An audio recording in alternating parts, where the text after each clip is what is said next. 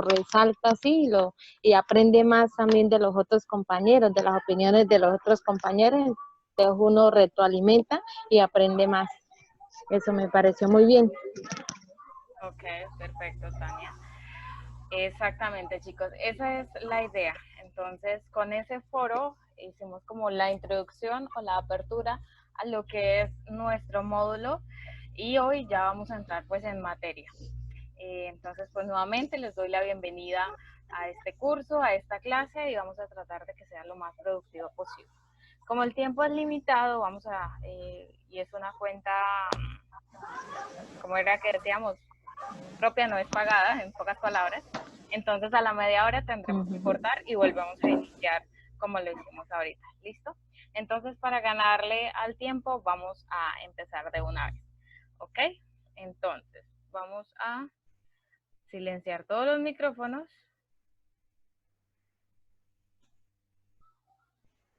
Y ok, vamos entonces a empezar. Les voy entonces a compartir pantalla.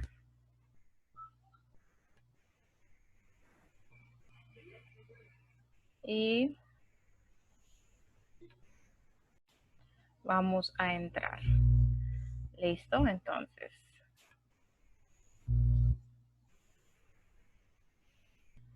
¿Dónde está? Listo. Vamos a iniciar con nuestro primer tema, que es desarrollo infantil y las competencias en la primera infancia. A ver cómo corremos esto, quizás por acá un poquito. Listo. Entonces, en el video introductorio donde hicimos el foro, podemos ver distintos puntos de vista de nuestros compañeros. Recibí 17 foros, de los cuales hubo aproximadamente 17 puntos de vista, ¿no? Y eso era lo que quería, que no nos casemos como a un copiar y pegar, sino que nosotros generemos un propio pensamiento crítico, nuestra opinión en relación a un tema determinado. ¿Listo? Ok, entonces vamos a continuar. No me deja pasar.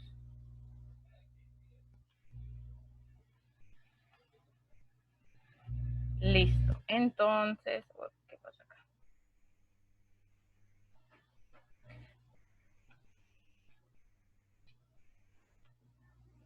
Ahora sí. Primero vamos a empezar hablando acerca de qué es el desarrollo infantil. Así que entendemos el desarrollo infantil, que es un proceso de cambios que no es lineal, ¿sí? No es lineal, es decir, con unos altos y unos bajos. Como ustedes lo decían, no todos los niños aprenden a la misma edad, no todos los niños aprenden al tiempo, no todos somos un robot, ¿ok? Que eso es lo que hace un robot, un procesamiento exactamente lineal, exactamente igual. Y es continuo y también es integral. ¿Qué quiere decir que sea continuo? Porque tú no solo dejas de aprender hasta los 2 años, los 3 años o a los 5, que si estamos hablando de primera infancia. No, nosotros diariamente, incluso hasta nuestro último día, es un constante aprendizaje. ¿Listo? Y es producto de la multiplicidad de experiencias corporales, emocionales, sociales y cognitivas que se obtienen al interactuar con el mundo que nos rodea. Entonces, en este caso de los niños, vamos a aprender un poco más cómo son esas experiencias corporales, esas habilidades sociales que ellos empiezan a generar desde esas primeras interacciones con el mundo. ¿Listo? Y más adelante vamos a ver cómo incluso en una de las correcciones que yo decía que alguien comentaba que era desde su primer año. No, el desarrollo infantil empieza mucho antes, ¿ok? Listo. Ahora, ¿qué son las experiencias reorganizadoras? Vamos a aprender 3 conceptos para empezar como a desarrollar. Primero, lo que decíamos que desarrollo infantil, ¿cierto? Entonces decíamos que es un proceso de cambios no lineal, continuo e integral y que es producto de esas experiencias que se tienen, corporales, emocionales, sociales, cognitivas, en fin. Y luego viene lo que son las experiencias reorganizadoras. ¿Qué será entonces la experiencia reorganizadora? Entonces, estas son las que recogen, sintetizan, sistematizan todos los elementos procesados, es decir, todo ese tipo de situaciones, por eso se llama experiencia, es decir, lo que sucede, la reorganiza para poder dar como un constructo o dar como una explicación a ese algo que se está haciendo. Entonces, por ejemplo, si acá como vemos en la imagen, un niño ve que el libro se toma para leer, así él no sepa leer, va a leer las imágenes y para él esa es su lectura, ¿sí? Esa es la experiencia que él va a empezar a reorganizar en su cerebro y para él va a ser la historia de acuerdo al dibujo que él veía. Entonces él ve que la niña iba con sus manzanas, llegó a la casita de la abuela, en fin. Esa es la historia que él va a empezar a construir. ¿Listo? También transforman la manera como los niños y las niñas conciben su mundo, ¿sí? De acuerdo a cada experiencia que tenga el niño, él va a ir creando dentro de sí un mundo, una concepción. Y esto lo vemos o lo evidenciamos mucho, por ejemplo, cuando tú vives con un niño o tienes un trabajo, un niño que sea de ciudad, que nunca conozca una finca, cuando vea una vaca de verdad, ¿qué va a decir? ¡Oh! ¿Qué es eso? Puede preguntar, ¿qué es eso? ¿Sí? Porque no es lo mismo la vaquita que él ve en sus dibujos a la vaquita de verdad. Pero si el niño que se ha creado con su vaquita, él va a decir, una vaca, normal. Entonces son esas experiencias que hacen que el mundo de cada niño sea totalmente diferente. Y por supuesto determinan la comprensión acerca de esa realidad. Recordemos que la realidad es algo subjetivo, no es algo lineal exactamente para todos, ¿no? Ok, continuamos. Y ahora viene el tercer concepto, que son las competencias. Entonces las competencias se relacionan más es con la posibilidad del hacer, el saber y el poder hacer, que son tres aspectos totalmente diferentes, pero son, hacen parte de un mismo círculo, ¿listo? Del compendio de lo que son las competencias como tal. Y estas capacidades surgen a través de la reorganización de esos conocimientos, de esa interacción que previamente realizamos acá, en lo que eran las experiencias reorganizadoras, que partió de lo que es todo el desarrollo infantil. Ahora sí, ok. Bueno, entonces como ya vamos acá, de lo que son estas competencias del niño del hacer algo, ¿cierto? Del saber hacerlo, ¿sí? Y después de él mismo saber que lo puede hacer dentro de ese desarrollo infantil, dentro de esas partes de su ciclo vital. Ok, ahora por qué. Entonces, viene lo que es el comprender lo que les decía, el desarrollo, y es ese círculo que, como bien comentamos, no es lineal, sino que depende también el uno del otro, porque las experiencias reorganizadoras implican ese cambio constante, es una evolución constante, y cuando el niño alcanza una capacidad mayor, entonces permite que él aprenda a hacer, a actuar y a conocer su mundo, de saber cómo va él empezar a surgir, a hacer, ¿sí? Y es ese principio de autonomía que muchos de ustedes recalcaban bastante, ya sea de acuerdo a la experiencia o a la teoría que ustedes ya han aprendido, para los que son antiguos, trabajando con niños, o para los que son antiguos en esta técnica, ¿sí? Y esto genera también el tema de las competencias, ya un nuevo nivel. No es lo mismo cuando tú le asignas una tarea a un niño de jardín que a un niño de prejardín, ¿sí? El de prejardín probablemente es un niño que no es escolarizado, ¿sí? Puede ser, ¿no? Entonces, cada quien ya va generando sus diferentes habilidades. Y vamos a ver también algunos factores familiares que influyen en ello. ¿Listo? Entonces, uy, ¿qué pasó?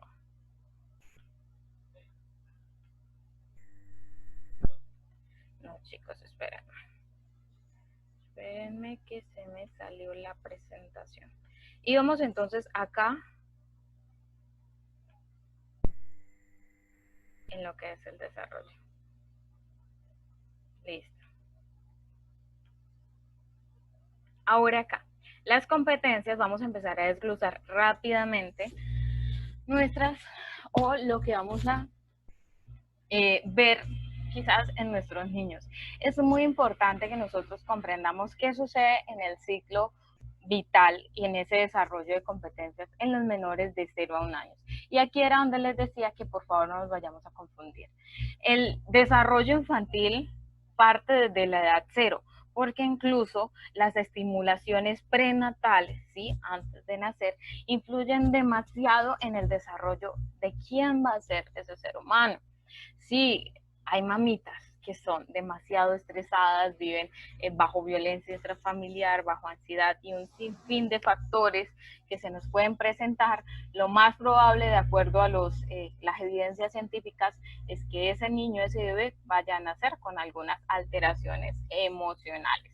¿Listo? Entonces, desde los 0 años hasta el 1 año, entonces viene lo que son la información amplia para realizar coordinaciones complejas. Se dice que desde el primer momento los bebés reconocen entonces a su mamita porque ellos la han escuchado, el olor, ¿cierto?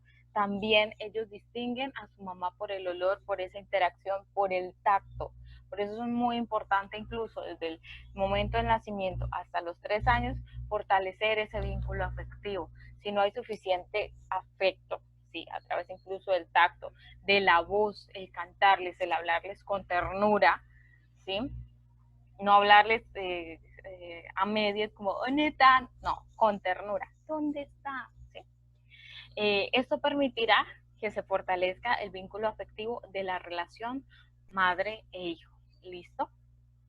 Entonces, los niños son capaces de distinguir las distintas voces de las personas, dirigir la cabeza hacia la dirección de los sonidos y, como les decía, sus condiciones mentales están en un proceso de construcción, ¿vale? Rápidamente, entonces, del 1 a los 3 años, es esa parte afectiva que ya se termina cerrando. Es ahí donde los niños se empiezan a tornar muchas veces más desafiantes. ¿Por qué? Porque su proceso de cognición ha ido aumentando. Entonces, ya empiezan las transformaciones a partir entonces de ese primer año. Vemos que desde 1 año el niño es muy diferente. A los 2 años el niño cambia y a los 3 años es totalmente peor. ¿Por qué quizás acuden los niños a consulta a veces 3 años?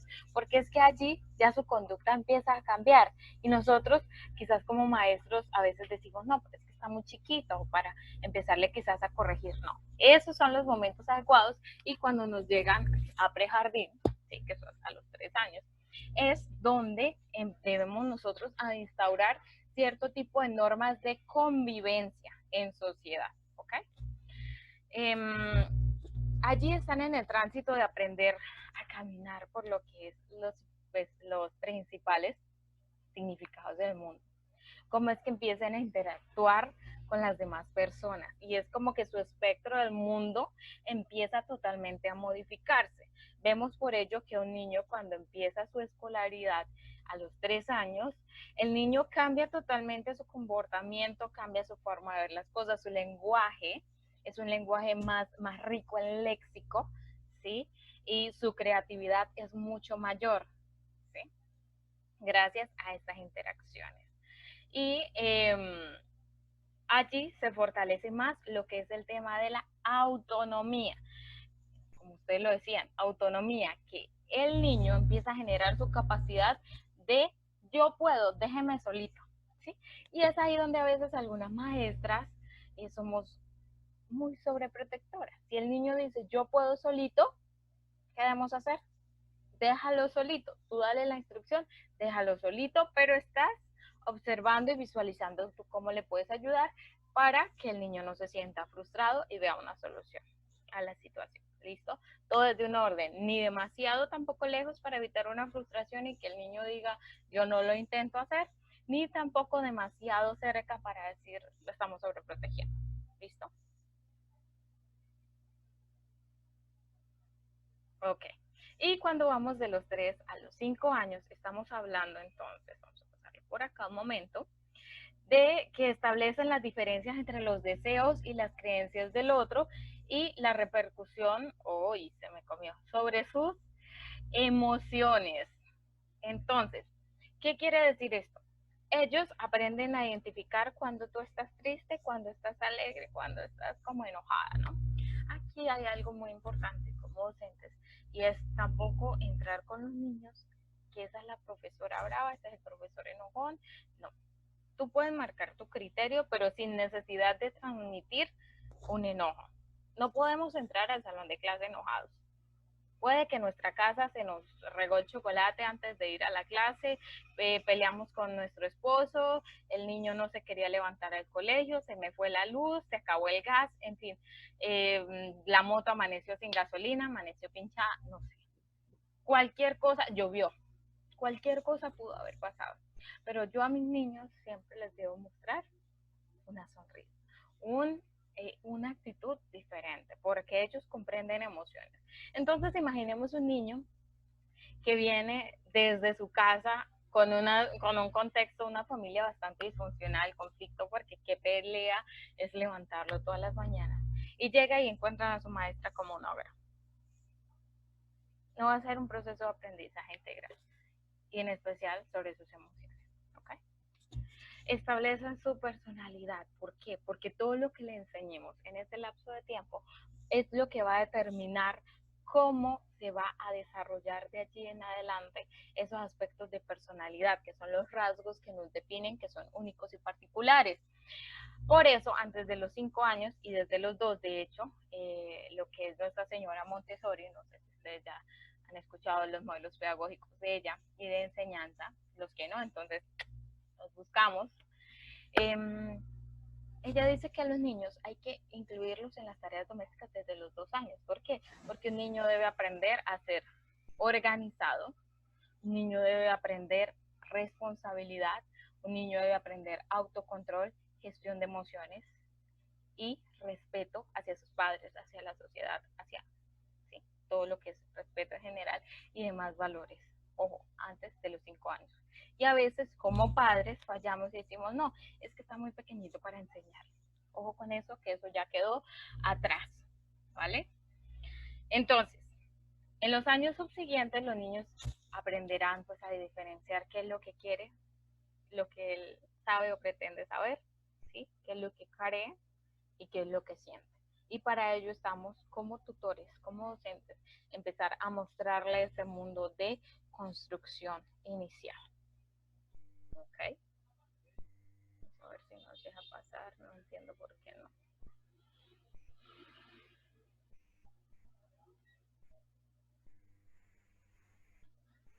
¿Listo? Bueno, entonces esa ha sido la primera parte de lo que es nuestro tema de desarrollo infantil. Ahora vamos a ir entonces rápidamente al segundo espacio, que es el papel del agente educativo en la primera infancia, que recuerden que es el segundo tema que estábamos mencionando. Y es allí donde, una vez conocidos esta fase del desarrollo infantil, debemos comprender que nosotros como docentes de esa primera infancia tenemos gran responsabilidad allí. ¿Sí? Ahorita estamos hablando de la responsabilidad de nosotros, tranquilos que ahorita la damos a los papitos todo en su momento, ¿ok? Bueno, entonces, ¿cuál es ese papel de nosotros como agente educativo, como institución? A ver si me lo deja pasar así. Listo. Vamos corriendo por cuestión de tiempo, además quiero hacer como con paréntesis por el tema de la conectividad. Algunos me han comentado, pues no todos tienen acceso a Wi-Fi, quizás otros son datos, entonces vamos a hacer la optimización de ello.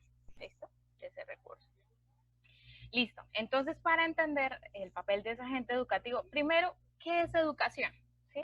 Debemos partir desde allí porque a veces como que nos confundimos y terminamos haciendo el papel que no es.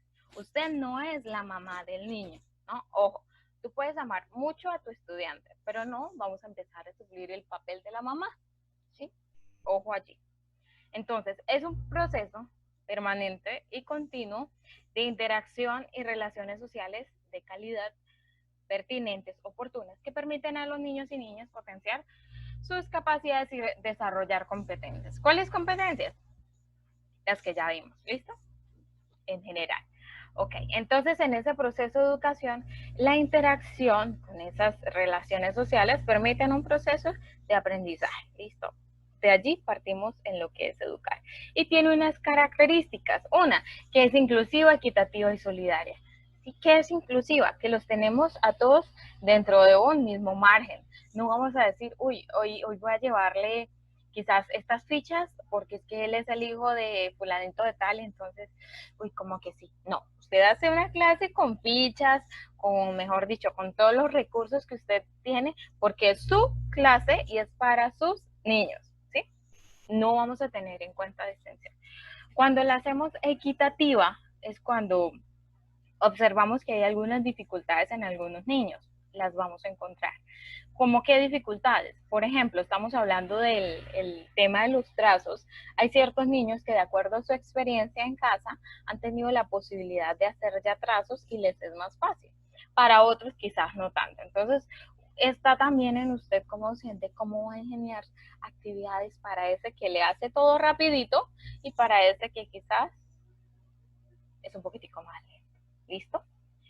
Solidaria, apoyo a los estudiantes, no como que, ¡ay, usted es otra vez el que se quedó atrasado! No, necesitamos apoyo a nuestros pequeños porque justamente van a la institución, es en busca de apoyo. ¿Listo? Cuidado con el lenguaje que utilizamos, siempre se los he dicho, mis chicos, por favor. Cuidado como nosotros le hablamos a los niños. Otra vez usted está ahí por ahí jodiendo, esa joda es suya. No, tratemos de utilizar un lenguaje que sea un poco más propio porque ellos están aprendiendo, ¿sí? Con nosotras, con nosotros. Así que por favor, si se nos dificulta de pronto este tema del lenguaje, busque un libro, busque documentos y empiece usted a leer. Si es necesario, lea primero en voz alta. Estos son tips para que usted aprenda a enriquecer su léxico y aprenda un poco a cómo empezar a hablar de una forma que sea mucho más comprensible. Porque, ojo, a veces decimos algo, no es lo que yo estoy, no es la idea, pero sí la otra persona me entiende otra cosa. Y empezábamos a poseer problemas. Entonces, cuidémonos en salud, siempre les he dicho eso. Otro aspecto, dentro de su contexto sociocultural, se entienden las capacidades para desarrollar competencias en un ambiente que satisfaga esas mismas necesidades básicas de afecto, cuidado y alimentación. Generalmente cuando se trabajan los CDI, ellos tienen todo un trabajo, un equipo interdisciplinar, ¿sí? Los CDI del ICBF, el Instituto Colombiano de Bienestar Familiar, ustedes ya lo saben. Allí ellos tienen un equipo interdisciplinar, hay trabajador social, hay nutricionista, están las pedagogas, están sus auxiliares, están los coordinadores, en fin, todo, está el psicólogo o el profesional psicosocial. Entonces allí se realiza todo este equipo de trabajo para lograr potenciar las capacidades de los menores dentro del abordaje integral, que es la siguiente característica que nos ayuda al desarrollo de los menores. ¿Okay? Nos vamos a detener mucho ahí. Listo. Ahora, ¿cuáles son las responsabilidades? Al punto, al grano. Primero, adelantar procesos educativos intencionados. Y aquí quiero hacer bastante énfasis.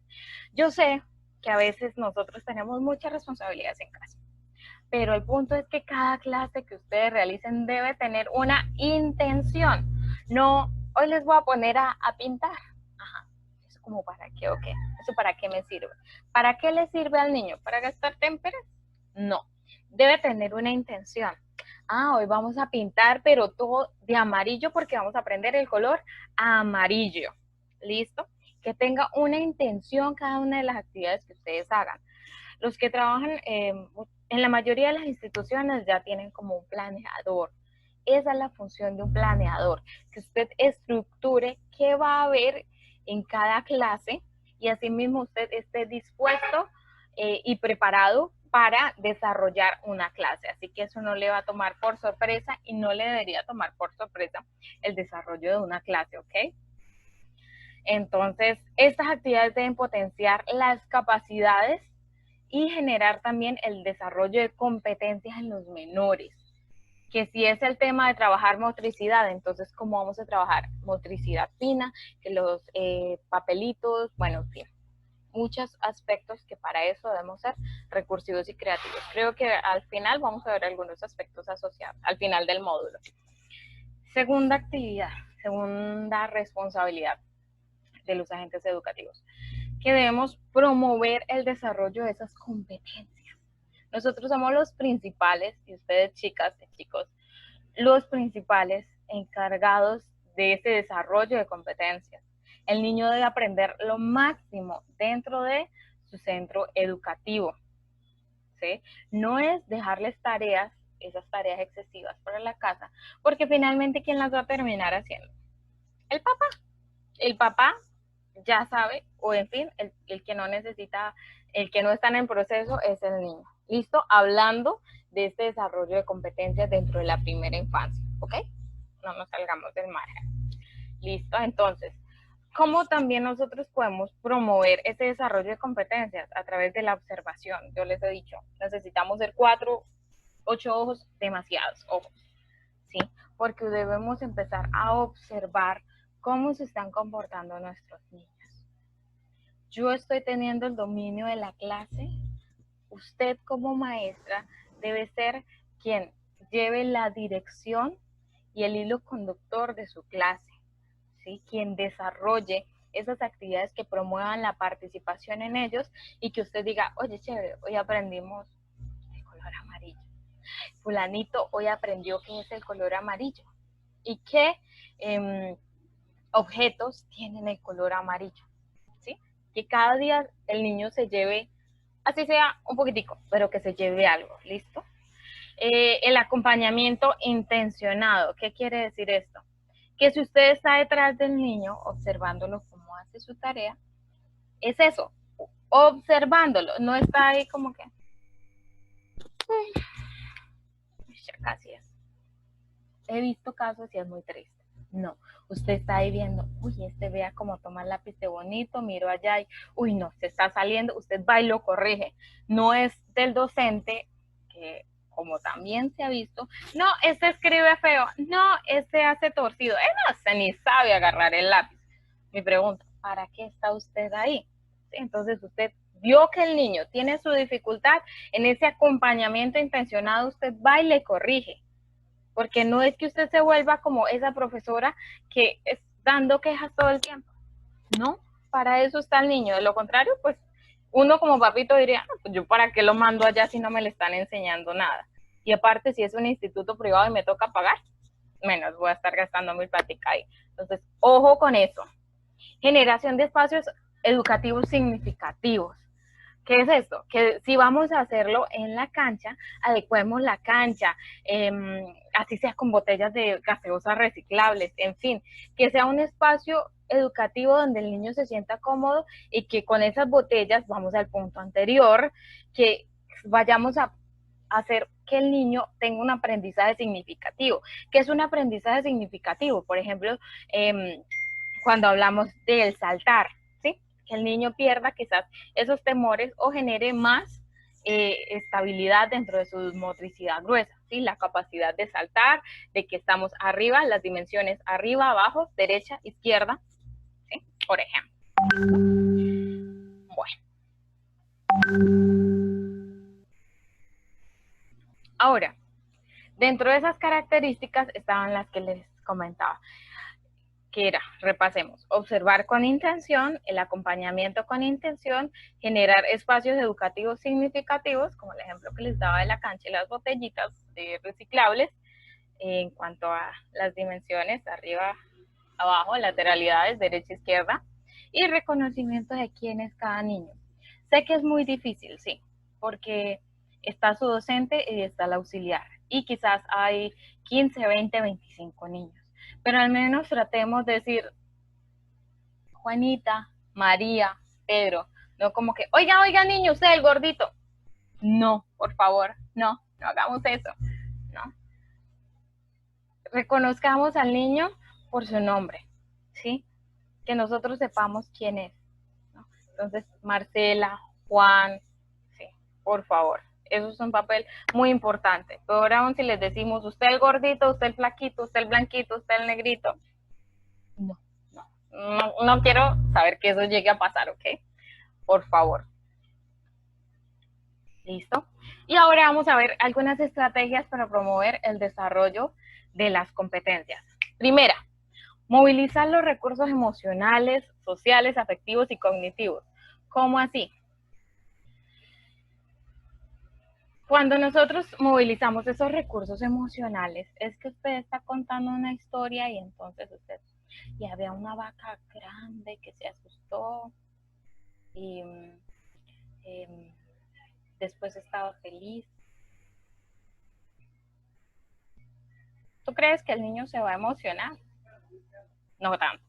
Había una vaca grande, ¿cierto? Y se asustó, ¿cierto? Y estaba súper feliz y emocionada, ¿sí? Eso hace que usted genere dentro del niño esa expectativa y genere ese interés, y ese interés es el que hace que el niño aprenda. Y así cuando vayas a dar la reflexión de esa historia, y así la vaquita aprendió que debía obedecer a su mamá, ¿sí? Eso hace que el niño diga, oh, ¿sí? Porque de acuerdo a su ciclo vital, él aprende basado en emociones y esa interacción social. Así que allí vamos a esforzarnos bastante. Sé que a veces nos puede más la pena, ¿no? Pero debemos empezar a ensayar. Una tarea que es muy para ustedes y que pues no es el tema de notas, pero sí es para ustedes, es empiecen a contarle historias, ahorita que estamos en cuarentena, a sus niños, el niño que esté en la casa, el sobrino, o si no, invite al vecinito del lado, ojo, no vamos a armar un grupo, ¿no?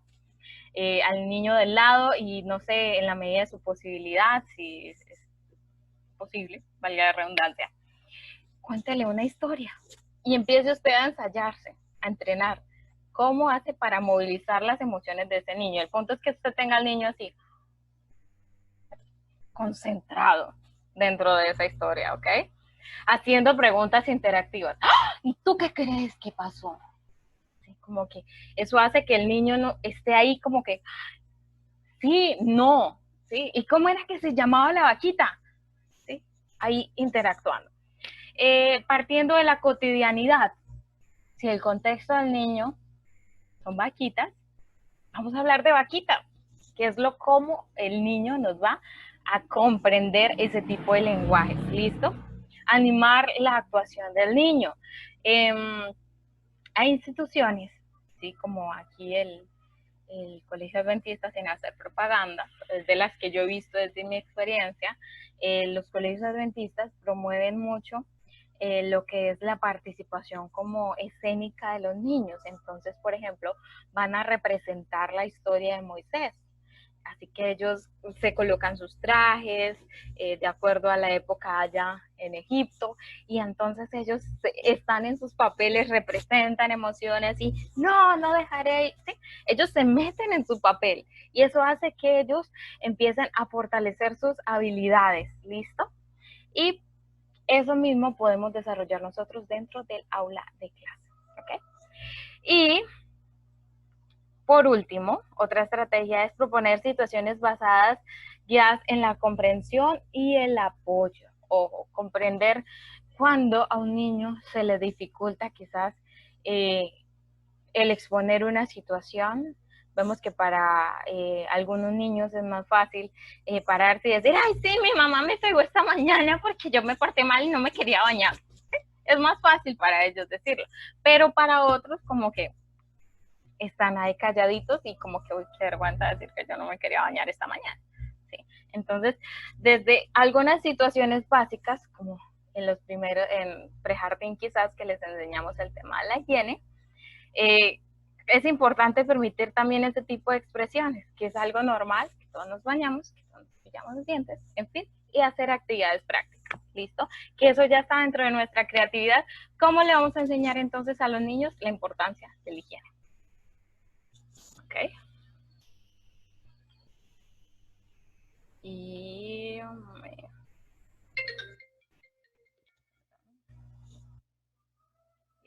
Continuamos.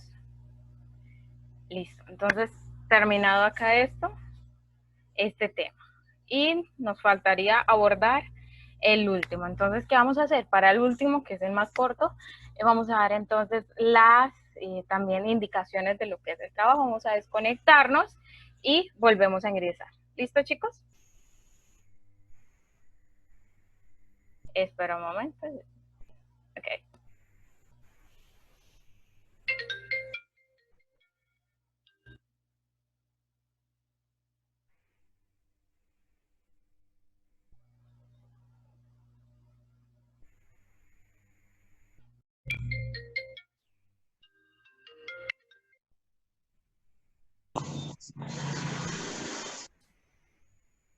Muy bien, chicos.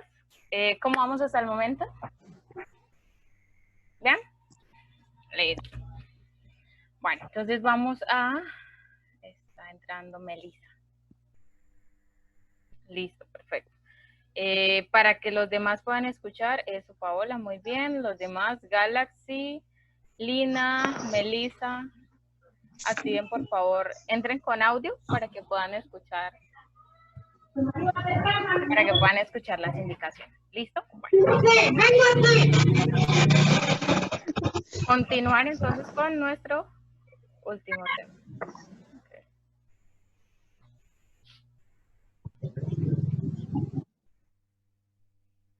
Darle paso a Jennifer que se está entrando. Listo, entonces vamos a compartir nuestra pantalla. Uy, espere, ¿qué pasó acá?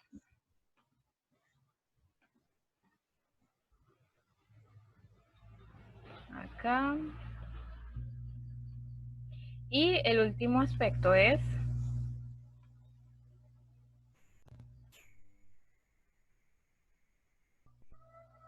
espera, déjame ver un momentico.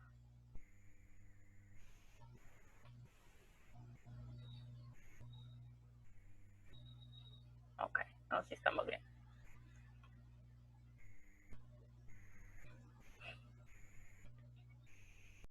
Listo. Entonces, vamos a ver, los padres como socializadores. Entonces, ya veíamos cuál era el papel de nosotros como docentes y que, eso está como que nos dieron bastante palo, ¿no? Como que estaba fuerte el asunto. Bueno, ahora vamos a echarle también, como diríamos popularmente, el agua sucia también a los papás, ¿no? Entonces ya nos la echamos a nosotros como docentes. Ahora vamos para el tema de los papás. Listo. Entonces, ¿cuál es la función de los papás como socializadores dentro de este proceso del desarrollo integral? ¿Ok? Entonces, primero hay que comprender, bueno, ¿y la familia qué es? Allí al fondo pues vemos un tipo de familia nuclear, ¿sí? Papá, mamá y los dos hijos. Sabemos que nuestra sociedad no todas las encontramos así. Hay familias que son monoparentales, es decir, que está un solo padre con los hijos o el hijo, un solo padre, ya sea mamá o papá. Hay diversos tipos de familias, las que están extendidas, que viven con abuelos, primos, ¿cierto? Hay unas que están compuestas, el padrastro, la madrastra, ¿sí? En fin, hay diversos tipos de familias que no sé si en algún momento ustedes la irán a observar, si no, pues vamos igual a investigar como consulta personal para no detenernos demasiado allí. ¿Listo? Entonces, la familia, que es lo más importante, sea como sea que esté constituida, que sea que la abuela entonces cuida a los niños, esa abuela o ese papito es el transmisor de esas pautas culturales y el principal agente de socialización. ¿Cómo así? Las pautas culturales son esas que nos definen a nosotros desde nuestra forma de comer, nuestra forma de comportarnos, nuestra forma de vestir, ¿sí? Y nuestra forma de hablar, ¿okay? Porque es una cultura, incluso nuestro idioma, nuestro acento habla de nuestra cultura. No es lo mismo quizás los de Bogotá, un llanero o un costeño, una persona quizás del Chocó, ¿sí? De Cúcuta, de los Santanderes. En nuestro país vemos diversidad de acentos en las regiones, así que partiendo desde allí, ¿ok? Ahora, resulta que encontramos acá algunas funciones específicas que cumplen o deben cumplir la familia, que es la de satisfacer necesidades, y dentro de esas necesidades básicas, ojo, encontramos las físicas, que son las de alimentación y descanso. Por nuestra condición, por ejemplo, actual de esta cuarentena, por la pandemia del virus, ¿cierto? Muchas familias les es difícil incluso satisfacer esta necesidad de alimentación. Hemos visto casos quizás críticos en donde quizás el papito opta por arroz con huevito, ¿cierto? Y no hay más para darle a su niño, ¿no? Entonces son condiciones que nosotros como docentes debemos, si estamos por ejemplo en un ICBF, debemos empezar a tratar también de gestionar, de saber, de conocer si realmente ese núcleo familiar está satisfaciendo o no las necesidades. El niño, si se está alimentando bien en su casa, si recibió un desayunito, el niño cenó anoche. Son preguntitas que podemos hacerle a nuestros pequeños, ¿sí? El ICBF en su modalidad tiene pues el tema ahorita están, no por hacer propaganda, pero pues están diciendo que están entregando, de hecho ya han entregado el tema de la ración para preparar, algo así, a los niños que fueron focalizados. Entonces es un apoyo que se está dando, pero bueno, igual si conocemos de algún caso, pues necesitamos también hacerlo saber a la alcaldía municipal y bueno, ver cómo se gestiona con el tema de los mercados que están entregando o con su líder comunal, en fin, ¿vale? Cierro paréntesis. El tema de la satisfacción de esas necesidades de comunicación. Y aquí es algo que a veces nos falla bastante. ¿Por qué? Porque el niño llega emocionado a su casita y mire, papito, dibujé un árbol, mira cómo me quedó. Sí, para el niño está súper lindo porque, wow, dibujó un árbol. Pero el papá se lo mira, está chueco. O a veces ni se lo mira. Y eso le se salió de las líneas, vea cómo le quedó rayado, mire cómo le quedó feo. ¿Y qué pasa? La próxima vez que el niño dibuje cualquier cosa, así sea un árbol, ¿creen que se lo va a mostrar a su papito? Y allí es donde se empieza a cortar esa necesidad o a satisfacer. Se corta esa satisfacción del niño hacia el quererse comunicar, ¿no? Entonces es algo que también se evidencia que hay bastante falta dentro de los papitos. Ahora, adquisición de hábitos fundamentales como el orden y la higiene. Sucede mucho que dicen que llega el niño y está desordenado en su casa y entonces el papito dice, y es que en la escuela no le enseñan a ser organizado, es que esa profesora no sirve para nada, ¿no? Y es que muchas veces se confunde el rol de los padres con el rol de los docentes y eso hay que tenerlos muy claro y nosotros lo podemos ir orientando en lo que se llaman escuelas para padres, ¿no? Y esas escuelas para padres surgen de acuerdo a esa necesidad que usted empieza a observar dentro de la institución. Entonces, una escuela de padres, vamos a hablar de esos, no sé, aspectos que los padres necesitan reforzar dentro de la educación de sus hijos. ¿Listo? Ahora, de convivencia, de adaptación y ajuste social. Otro aspecto también que el culpable siempre va a ser el docente, es que el niño no aprende a comportarse. A ver, la primera escuela del niño, ¿cuál es? ¿El instituto educativo o la casa? Entonces, eso hay que tenerlo muy claro. Ese tema de la convivencia lo debe aprender él en su casa, aprender a respetar a sus papás, a sus primitos y a los vecinos, aprender a no darle patadas al perrito de la casa, ni agarrar el gato y meterlo entre el agua, ¿no? Ya son aspectos de respeto, de convivencia, ¿sí? Y de adaptación a las diferentes situaciones. Que si llega un vecinito, no lo va a agarrar y le va a jalar o mechonear, ¿no? Porque a veces llega el niño y como están pequeñitos, ay, mire cómo lo mechonea, ay, tan lindo como le jala el pelo. No, estamos fortaleciendo un tipo de conductas disfuncionales, es decir, no son positivas dentro del desarrollo integral del niño. ¿Okay? Porque lo mismo que él hace en su casa es lo que está mostrando o que va a mostrar en su colegio. Así que hay que prestarle mucha atención a ello. De cariño también. Si un niño no recibe cariño dentro de su casa, pues mucho menos le va a ser fácil quizás dar cariño posteriormente. Nos encontramos que hay algunos niños que es difícil despedirse de su profe de abrazo. Chao, profe. Como que tú los abrazas y ellos como que no sale esa parte afectiva. Hay otros que son demasiado melosos. Chao, profe, no te quiero soltar. Y eso es ahí como esa melosería y demás. Hay que permitirles, tampoco es como que eche para allá, no. Si el niño te quiere abrazar, abrázalo y exprésale también esa parte de cariño. Entonces, forjar actitudes que sean positivas, esas también se deben fortalecer dentro de su núcleo familiar y que debemos observar, pues por supuesto como docentes, que ese tipo de necesidades estén siendo satisfechas dentro del hogar. Un aspecto también es que si el niño no te quiere soltar, puede ser, hablando del abrazo, puede ser que tú seas la única que le estés dando afecto y él no quiere perder ese afecto que él está sintiendo, ¿no? Entonces, podemos también hablar con el papito o ver cuando el papito lo recibe, como somos observadores, ver si el papito le da un abrazo cuando el papito llega a buscar el niño, ¿no? Entonces, ahí empezamos a analizar cierto tipo de situaciones. Listo. Y ok, vamos a continuar. Ok, la función ahora entonces de la mamita como la socializadora. Entonces, decidí escoger esta imagen porque me pareció muy al punto. A veces tendemos a ser muy machistas. Entonces, como que, ¿qué hace ese niño metido en la cocina? No, señores, el niño debe aprender todo tipo de funciones básicas. ¿Ok? Entonces, la mamita es la que establece ese primer contacto en la relación con el menor, ¿ok?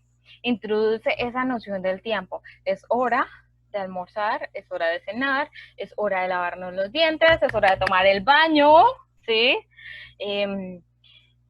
Esos tiempos y momentos son parte de ese sentimiento cuidador de las mamitas. ¿Por qué? Porque generalmente las mamitas son las que están la mayor parte con sus hijos. Son las que inicialmente tienen ese primer contacto, como lo veíamos en el desarrollo inicial hasta su primer año de edad, y son las que muestran esa comprensión. ¿Por qué esa comprensión? Porque es que las mujeres, como somos más emocionales, ¿cierto? Nuestro cerebro es más emocional, tenemos esa capacidad de percibir más. Oye, ¿qué tienes? Sí, somos más sensibles hacia los sentimientos y las expresiones emocionales de los pequeños, ¿ok?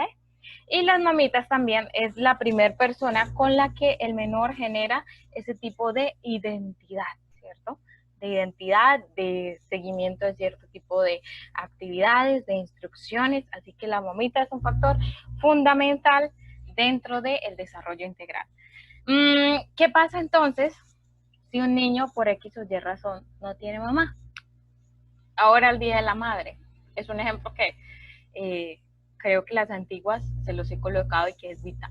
Porque muchos me llegan a consulta y es como que está triste porque la maestra los puso a hacer un dibujo y es que se lo entregaran a la mamá. Resulta que su mamá nunca lo quiso. Yo como le digo que no lo quiso. ¿Qué hacemos como docentes? Como nosotros ya sabemos que Pedrito no tiene mamá, ¿cierto? Que su mamá o falleció, en fin, y una cosa que pudieron haber sucedido. Tú le preguntas, para ti, ¿quién ha sido de pronto el rol de mamá? O si tú sabes, no es necesario ni siquiera preguntarle, ¿sí? O hablas con el papá o la persona que venga, o que sea su representante legal, ¿no? ¿Cuál es esa figura de pronto femenina que ha estado ahí? O si no hay una figura femenina y que es su papá, entonces podemos hacer el ejercicio de que él sienta no tanto que es la figura de mamá, sino la función de mamá. ¿Sí me hago entender? ¿Quién ha estado ahí brindándole apoyo emocional? ¿Quién ha estado ahí preparándole sus alimentos? Entonces, que se vea ese sentimiento de que él lo está llenando, así no esté esa figura de mujer como tal, que él tiene. Entonces es a un papá que es papá y mamá a la vez, que él tiene un dos en uno, ¿sí? Un ejemplo para no permitir que los niños lleven una afectación emocional, sobre todo en este tipo de fechas u ocasiones. Ahora vamos con el tema de los papitos. Los papitos son una imagen o un modelo de identificación, sobre todo también para los caballeros. A veces es cierto, los papás no están, se van, no responden, en fin, también mil y una situación que también ocurre. Y la mamita es quien lleva entonces el papel 2 en 1, mamá y papá a la vez. Allí es donde muchas veces ocurren también conductas disfuncionales porque querrámoslo o no, se siente el vacío emocional, tanto por pérdida de mamá o por pérdida de papá. Y es donde la persona o ese padre o madre debe empoderarse emocionalmente y tratar de suplir las necesidades afectivas de sus hijos. Entonces, el padre representa esa socialización de figura de autoridad. Y ojo aquí con eso, figura de autoridad no es imponerle que aquí se hace o se hace. No, es una figura de autoridad pero respeto. Es que se obedece con cariño, con amor. Incluso me pareció muy linda esta imagen que se ve cómo están dialogando frente a frente. Y quizás a veces nos cuesta ver cómo un papá dialogue de esta manera con los hijos, ¿sí? Porque generalmente es el señor arriba y abajo haciéndolo sentir como pequeño y humillado. Entonces son pautas que también podemos nosotros ir identificando y colocarlas para corregirlas dentro de lo que son las escuelas de padres. ¿Listo? Entonces el papel de los papitos, por supuesto, muy importante. Lo mismo, el día del padre, el niño no tiene papá, ¿listo? ¿Cuál ha sido la figura que ha estado allí en apoyo, ya sea el tío, el abuelo, un hermano mayor, en fin, la misma mamá? Alguien que haya estado allí como ese modelo de identificación, modelo de apoyo emocional. Si usted tiene más estrategias, bienvenidas sean, pero el objetivo es que el niño no sienta como que todos celebran el Día del Padre, pero menos yo porque yo no tengo papá. ¿Sí? Esto es el principal. Usted puede ser muy creativo y invéntese lo que sea. Bienvenido y se lo aplaudo. Sí, es perfecto. Y le reitero, que el niño no se sienta solo porque no tengo papá, no tengo mamá. ¿Ok? Listo. Bueno, ahora viene algo que es, si no estoy mal, es el tercer tema, que está pues muy ligado, que es la función entonces socializadora ahora de los abuelos, de los hermanos y como del contexto social. Los niños últimamente aprenden mucho del youtuber Pepito y Perencejo, ¿no? Y la primera interacción que tienen los niños es con ese youtuber y saben más de ese youtuber que ni siquiera que es un cacao, ¿no? Entonces, no hay que permitir esas interacciones, sobre todo con el uso de los medios tecnológicos a tan temprana edad, porque los niños empiezan a crecer en un mundo que no es el de ellos. Empiezan a creer que ante una frustración, como muchos youtubers que se quieren es morir y suben sus estados en crisis emocional para que digan, mira, es que yo soy así normal, yo soy natural, pero la verdad tengo ganas de quitarme la vida ante una situación adversa. ¿Qué me sucedió la semana pasada? Me escribió una profe de un X colegio, al cual pues brindo también apoyo terapéutico, y me dice, 10 de la noche, me dice, Doc, no sé qué hacer, mira que me llama una abuelita de un niño, el niño tiene 3 añitos, y está en crisis. ¿Cuál era la verbalización del niño? Abuelita, ayúdame, no sé qué hacer. Estoy con tantas tareas, mi mamita me pega tanto, mira hasta ahora, yo todavía haciendo tareas. Abuelita, me quiero matar, me quiero quitar la vida, yo no aguanto más vivir así. Un niño de 3 años, ¿no? Con unas verbalizaciones de esas, un nivel de frustración tan alto, ¿no? ¿Y qué ha aprendido? Que el suicidio es la única opción. Y solo con tan solo 3 años. ¿Él lo puede hacer? Sí, sí lo puede hacer. Porque él no tiene su capacidad de razonamiento de decir, de verdad, me voy a matar. Porque es que incluso él ni siquiera tiene la noción de qué es el suicidio ni qué es matarme. Pero él en su intento va y toma lo que X sea, de lo que haya observado, de lo que haya visto, y pues finalmente sucedió el accidente y el niño se murió. El niño se mató. ¿Sí? Lo hizo. Sin ni siquiera tener una conciencia. ¿Por qué? Porque el niño no ha tenido una interacción, una socialización adecuada con el mundo real. no ha tenido una socialización adecuada con sus padres que le apoyen en esa situación. Porque no es justo, es cierto, tienen muchas tareas, pero como docentes debemos apoyar quizás en la planificación de los papitos con los niños. No es aprobable que un niño de 3 años o de la primera infancia sean las 10 de la noche y esté haciendo tareas. A esa hora debía estar dormido hace como 3 horas, ¿sí? Los niños en su primera infancia deberían por tarde acostarse a dormir a las 8 de la noche, ¿ok? ¿Por qué? Estamos alterando su ciclo vital, su ritmo circadiano, que es ese reloj biológico, en donde en las primeras horas de la noche se fortalece su cerebro, sus órganos, que hacen que el cerebro se reconstruya, su proceso de sinapsis de esas neuronas, conectarse la una con la otra y pasar información, ¿sí? Y que en la madrugada ellos tengan también un proceso de continuidad, ¿no? De la construcción de nuevos aprendizajes. Entonces, ojo, si hacemos que el niño se duerma tarde, ¿cómo usted lo va a levantar a las 5 de la mañana? ¿Listo? Ojo con ello. Los niños, a acostarlos temprano para que así mismo se levanten temprano, que es lo mejor. Los hermanos tienen una función importantísima, ¿sí? Si los hermanos están en edades, hay que tener también en cuenta ello, en edades similares, ¿no? Entonces está el niño de 3 años, está el otro de 5 y está el de 8, ¿sí? Podemos generar interacciones que son, aunque son diferentes de la del 3, de la del 8, pero sí podemos hacer que el niño aprenda un poco del 3 al de 5, ¿sí? Que están más cerca. Muy diferente cuando es el niño que tiene 3 años y resulta que el hermano ya tiene 13. Son 10 años de diferencia. Ya el otro hermano es un adolescente, sus comportamientos van a ser totalmente diferentes. No intentar obligarlos, es que ustedes como hermanos tienen que reunirse y socializar. No en todo momento, ¿sí?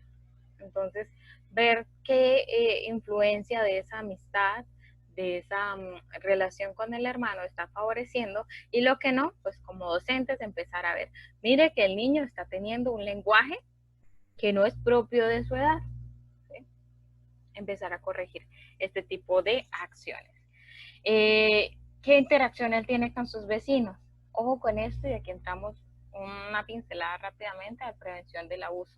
No es bueno dejar que nuestros niños con vecinos tanto tiempo o con personas desconocidas o perder de vista tanto tiempo a nuestros niños, ¿no? Vamos a empezar a ser un poquito desconfiados, tampoco ser paranoicos que todo el mundo los va a abusar, pero sí hay que saber y conocer muy bien como medida de prevención, ¿no? Ahora, el tema con los abuelos, muy importante. Es cierto que el niño tiene sus abuelos, pero los abuelos tienden a ser, hablándolo un poco más castizo, alcahuetas, ¿sí?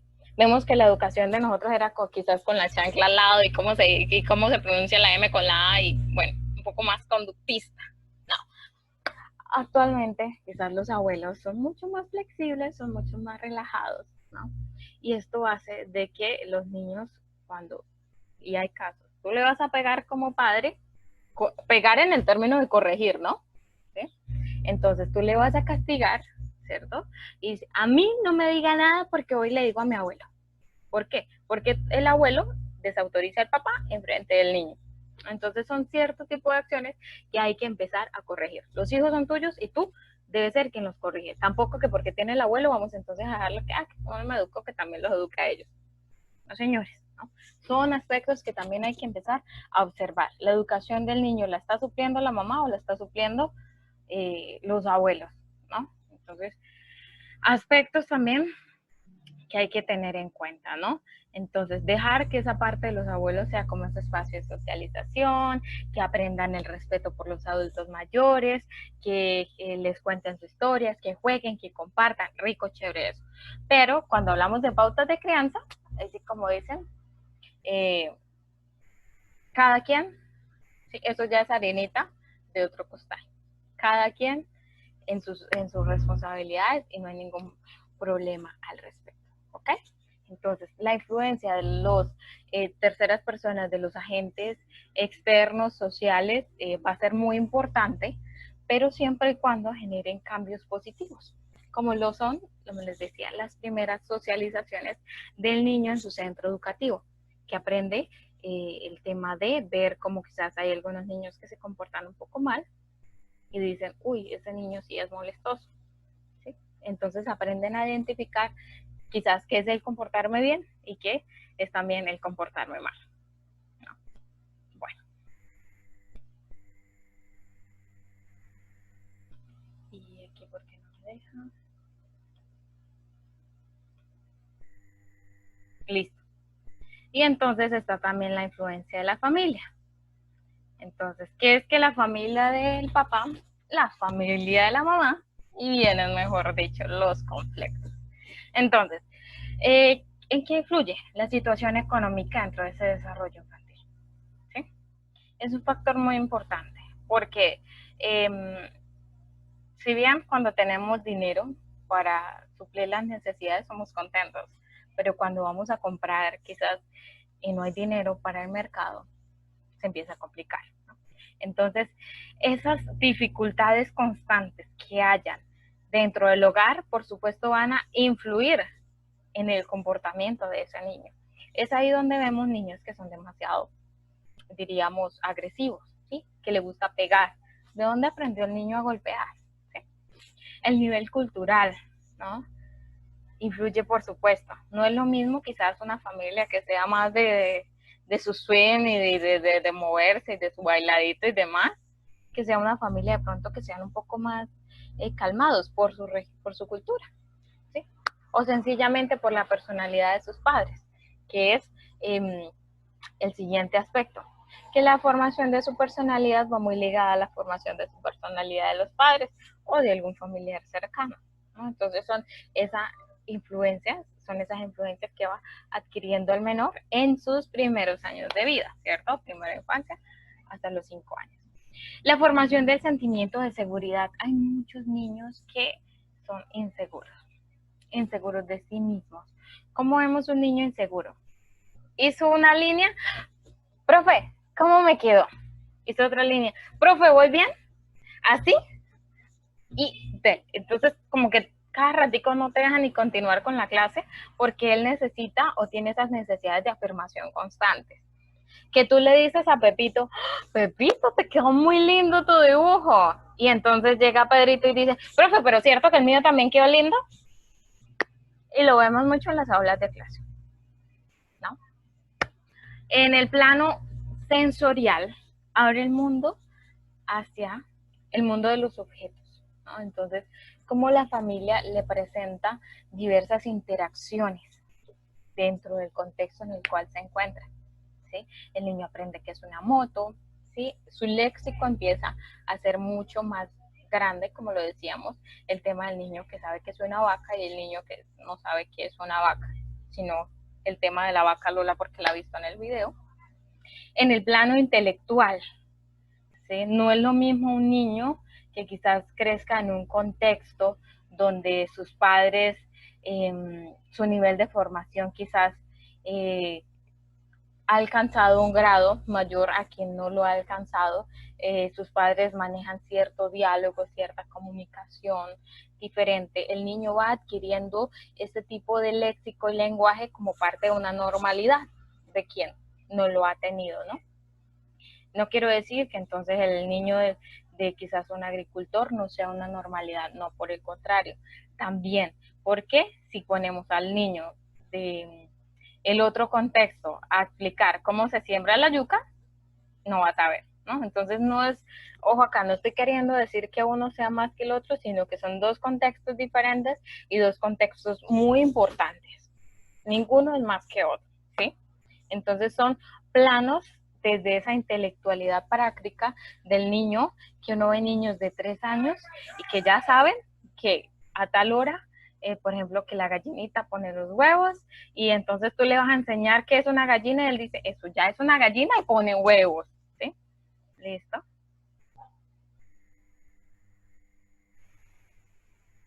Ok, vamos a terminar rapidito porque nos quedan 10 minutos. Ok. Y por último está lo que es el tema de la corresponsabilidad de los padres, que son esta triada, padres, estudiantes y docentes. ¿Cuál es la corresponsabilidad? De que muchos padres pretenden que sus hijos sean educados por la institución. Entonces matriculan al niño y por a mitad de año dicen, buenas, aquí dónde es que queda rectoría, ¿no? Un ejemplo. Y no está nada lejos de la realidad. Les comento porque ya ha sucedido. O llega por acá en noviembre, buenas, ¿quién es el rector del colegio? ¿Cómo es que se llama la profesora de mi hijo? O le preguntan, papito, ¿en qué grado está su niño? No sé, como primero, en segundo, o preescolar. No sé, profe. Por ejemplo, ¿listo? Entonces, eso, corresponsabilidad de los padres. ¿Ok? Y por último, cierro con este aspecto. Entonces, la labor de los padres es velar por la adquisición de valores y principios dentro del hogar. La adquisición de conocimiento y aprendizaje son impartidos por el docente, no viceversa. ¿Okay? Sin embargo, los padres deben ser los primeros en involucrarse dentro de las actividades escolares de los niños. Por favor, no dejen que sea otra persona. Los papitos deben ser los primeros en encargarse de ese tipo de tareas. Ya si es por algo muy ajeno, que es que les toca trabajar y demás, entonces ahí sí. Pero debiese ser una prioridad como fortalecer esa conexión de la relación padre e hijo. ¿Listo? Entonces, como nos quedan 10 minutitos nomás, vamos a ir rápidamente a lo que son las tareas y qué vamos a hacer. Entonces, uno, les voy a enviar una guía, esta guía,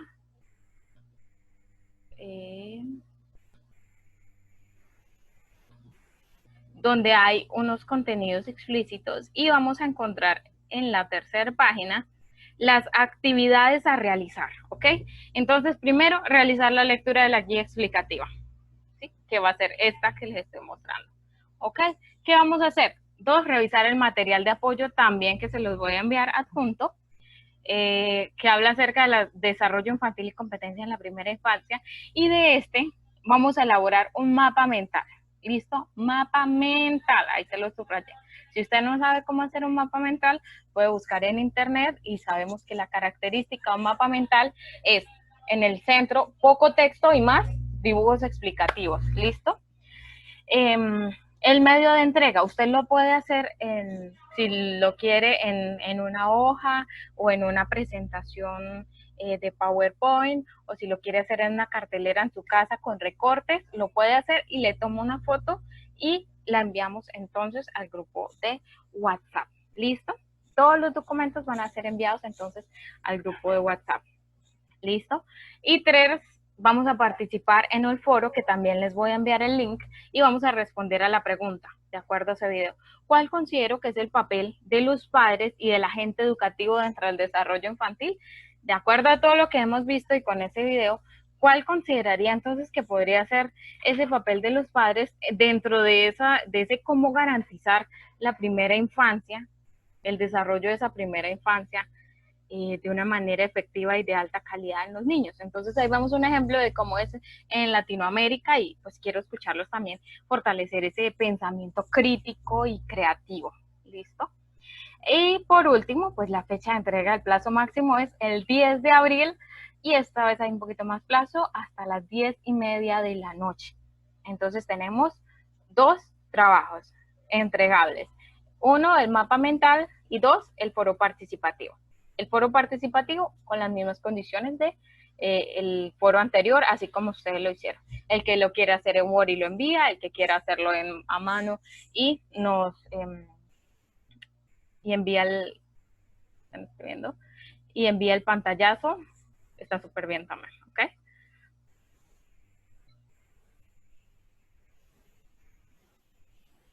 Listo. Bueno, entonces les escucho. ¿Hay alguna duda, alguna pregunta?